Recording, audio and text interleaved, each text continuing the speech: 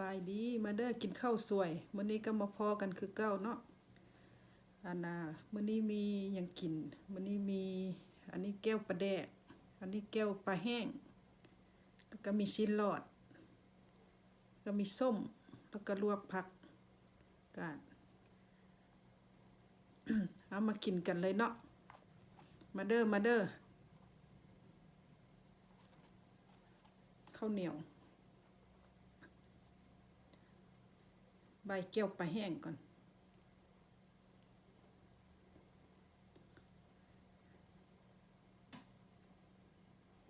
กินข้าวสวยน้ำกันเด้อ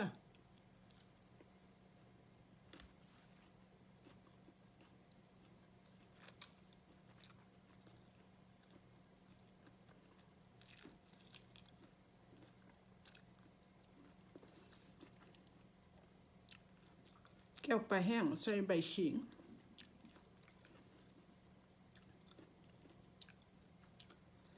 ใส่บักแคน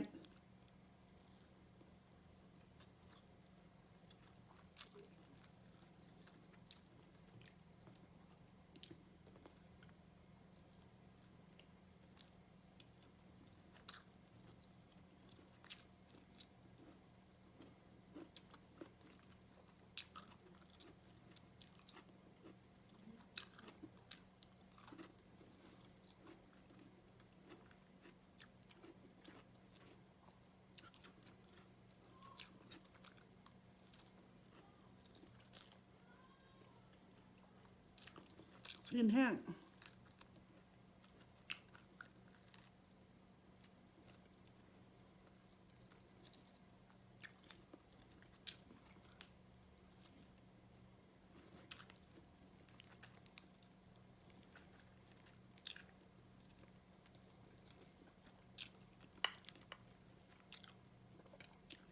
ผักกาดขาว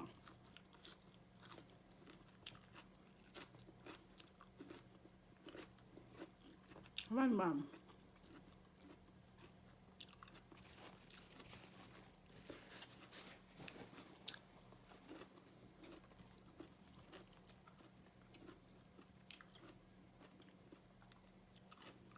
แก้วปลาแดกแก้วปลาแดกคือเก่าทั้งตำไม่มาเลย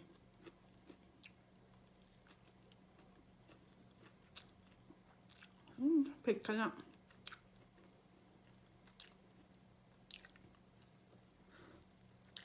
ส้มหมู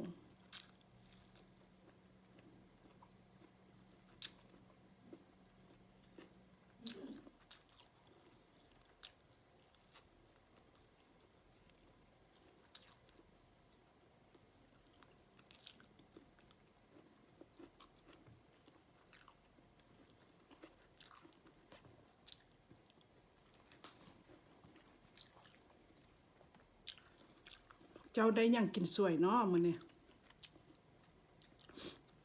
มาเด้อมากินนำกัน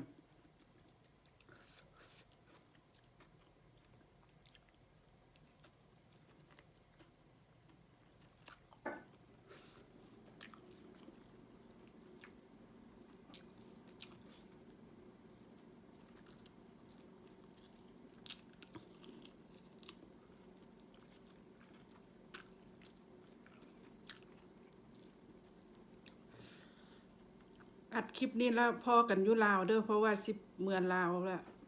มีอาหารแซ่บๆได้ที่ไทยกินให้เบิ่ง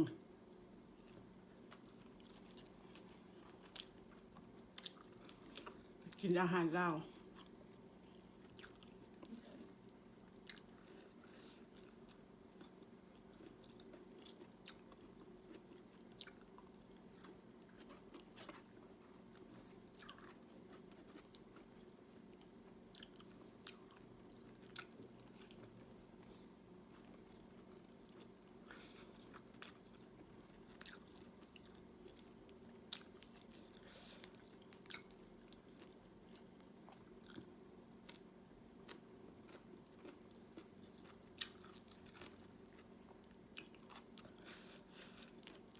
แก้วปลาแดก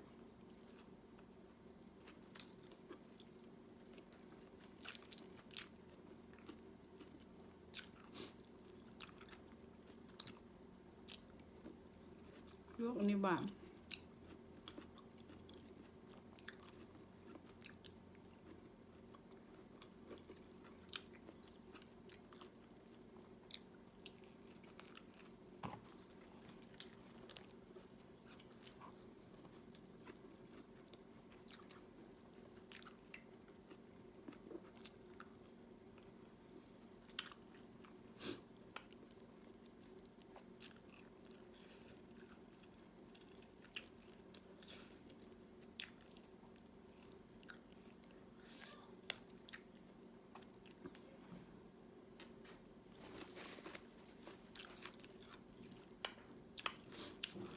ชอบประเดี๋ยว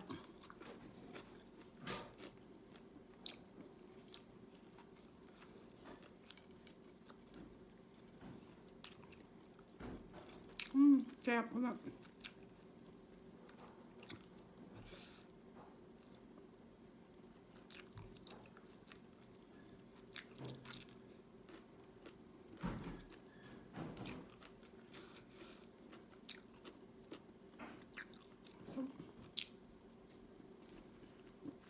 เอาแบบเผ็ดแซ่บครับ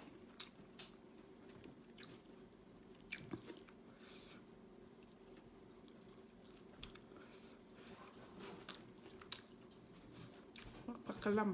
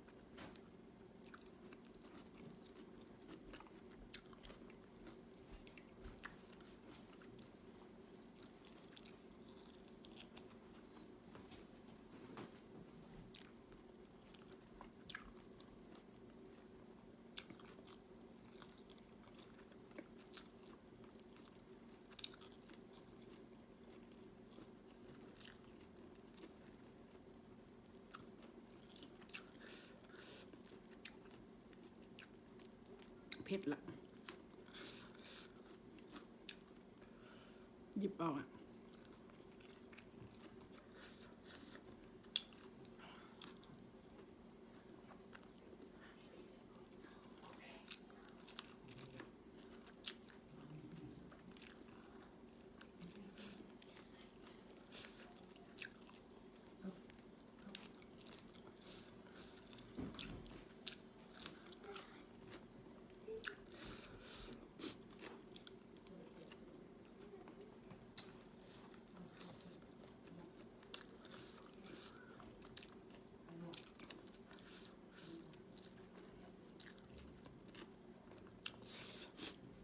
มาลาวที่เมื่อกิน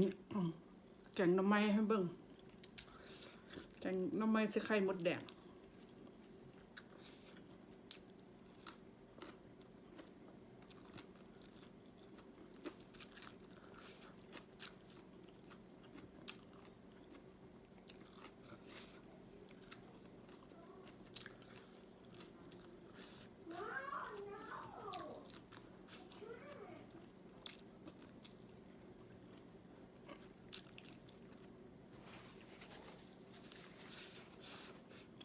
เผ็ดละ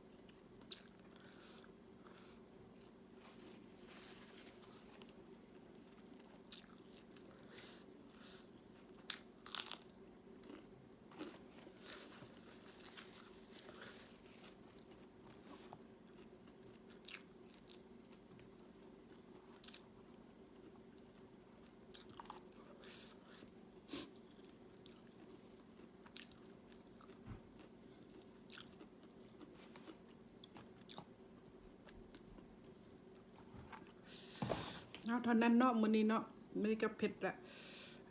ขอบใจเบิดทุกคนเด้อที่เข้ามาเบิ่งช่องกินแซ่บแบบลาวๆเด้อขอบใจหลายๆพอกันคลิปหน้า